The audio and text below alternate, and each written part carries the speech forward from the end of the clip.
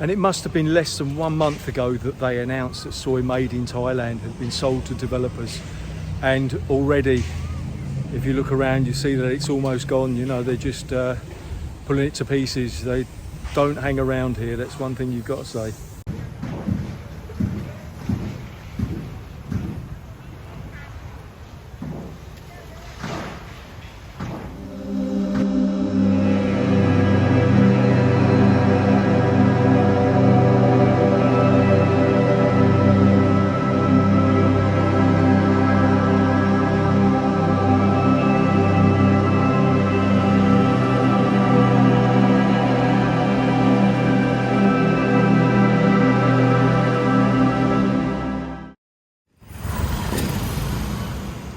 I've just come down here from Soi Buakau Tree Town area, you know, where it's, you know, places are actually quite busy. It just seems almost like a booster away from normality.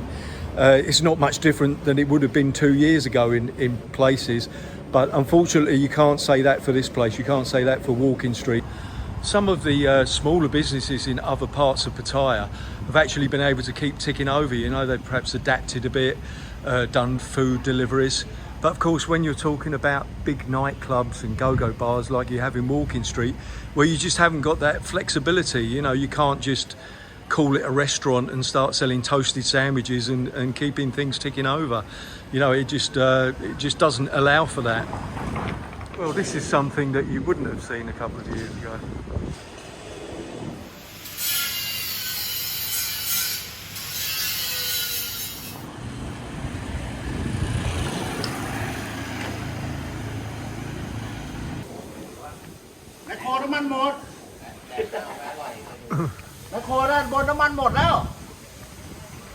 And this is, or was, the site of Club Nasha, which was the site of a very large fire back in September.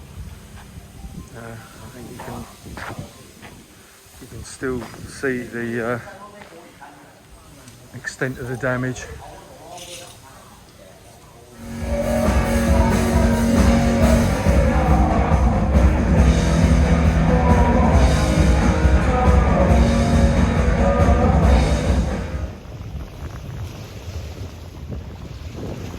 We're back in Soi 6 now, and I'm joined by #1 pimp of Soi 6, founder of the Nightwish Group, Mr. Bryan Flowers. The CEO, the chief pimp, apparently. So obviously lots of memories associated with this bar, Bryan. When was it? Was it about 8 years ago? This is where it first started as a car company. Yeah, this is where it first started. We got this one first, and then we got Pussy Club next. And then I think it was Horny Bar after. I could probably go through the whole lot, but there's 28 here. 28, as many as that here now, right? Yeah. That's amazing, mate. I have to recount them, to be honest. There's 2 here, which is breaking news. Nobody knows about. If you look at that restaurant down there, you know where the green curtain is? Yeah. We own that too, and that's going to become a bar. Right. And then also this one here next to Wicked Bar, we own that too. Nobody really knows that yet, and they're going to become bars. All right, well there you go. Things Thanks. are open. Exclusive. So obviously you're a man waiting for all the news, all the developments as they come. Can I ask, you know, obviously there's a lot of things that go on behind the scene, like you've got to deal with landlords and that. 28 bars, how many different landlords does that involve? I would say about 20. As many as that? 20? About 18. Right. I should count them really. We've got one person that has 4, we've got another one with 2, we've got another one with 3. Yeah, I think about 18 is about right. Right. 18 different personalities to enjoy. 18 different financial outlooks, or do you find they're all of a similar mindset? No, I mean you've got the Chinese Thais that have money and they tend to just leave you alone, and then you've got the Indian landlords that are often the most expensive in town, and then you've got the odd lady that her husband bought her a bar. sometimes they're the worst landlords because it's their only income. So they're always looking at you when they want more money. Right. Within, and how many bar owners do you know that actually own their bars outright down here? You mean Thai or Farang or Ivan? Well, either. One. Right. And she don't even run her own bar. I think someone else runs it.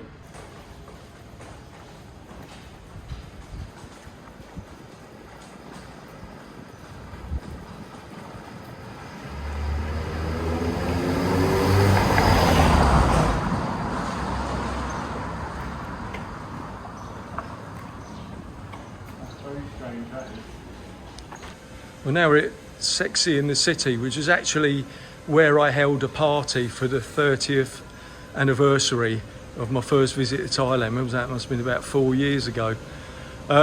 So anyway, Bryan, so what is the actual situation now as regards news of opening your bars? Well, we've been told it's going to be reconsidered the 15th of January, and that's just that there's no light at the end of the tunnel for me, but it's going to be the first petition made today and handed in to try and get the bars opened. So that date isn't actually a date for reopening, that's a date for reconsideration. But this is on a national level. Right. I'm secretly hoping that we're going to have a break here because the town's full of Thai people partying, and it just seems mad that we can't have a few Farangs, meeting up here and there. And also, it was actually declared one of the special tourist zones, wasn't it? So it kind of... Yeah, I mean, it was meant to be part of this sandbox or whatever it was called. There's been so many names and so many things going on, I lose track. But we really need to just open up now. All of these guys are arriving, and I'm meeting these guys, and they're going to Phuket or Bangkok. Yeah. And our staff are going there too. Yeah, because they've read all the news, haven't they? That Thailand's reopening, Pattaya is one of the tourist zones, so they've booked their ticket. We're possibly losing customers and staff to Phuket. I don't think our customers will stay there for long. I think they'll come straight back. But the longer this goes on for, the worse it'll become. It's not going to get any better, for sure. No, it can't. No, something dramatically has to change. All right, well, look, thanks very much for that interview, Bryan. Appreciate that.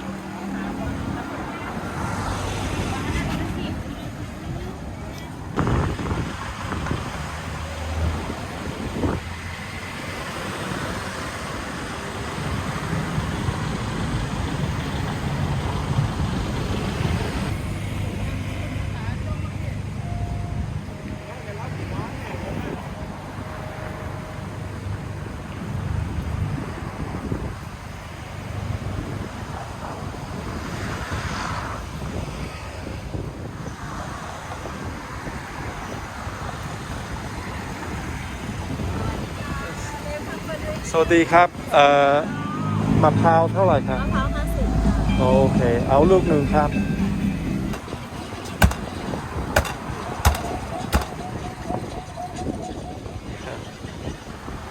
แล้วคุณเป็นคนที่ไหนครับ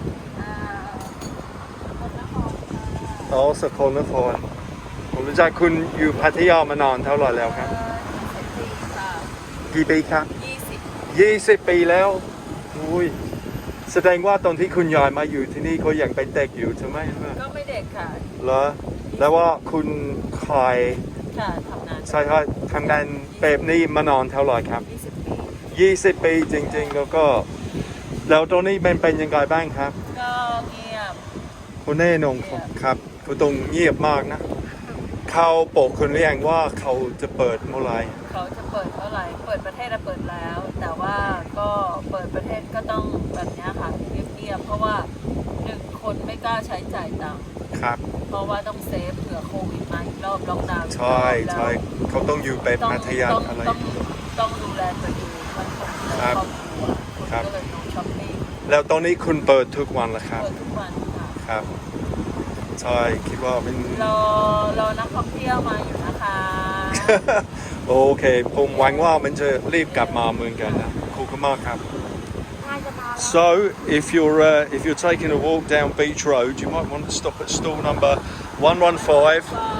Hard-working people, been here a long time, and I need your support. And I'm told that the food here is very nice too. Pudding, massage, jet ski, banana boat, everything included for you.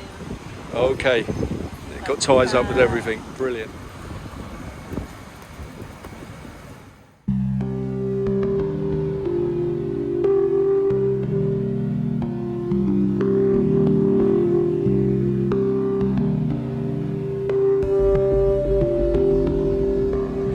Now Pattaya certainly seems to be a bit of a mixed bag right now. On the one hand, you've got places like Tree Town behind me now. They're actually ticking over quite nicely in the circumstances. On the other hand, you've got places like Walking Street that obviously aren't doing anywhere near so well. You've got people like Bryan Flowers who are optimistic enough about Pattaya's future to still be looking for new investment opportunities. On the other hand, you've got people who fear that the authorities are going to use the current situation to do something that they threatened to do for a long time now, which is clean up Pattaya's act, close a lot of the bars. Now, just how well Pattaya would fare without its naughtiness, I have no idea. And at this moment in time, what Pattaya's future holds, your guess is as good as mine.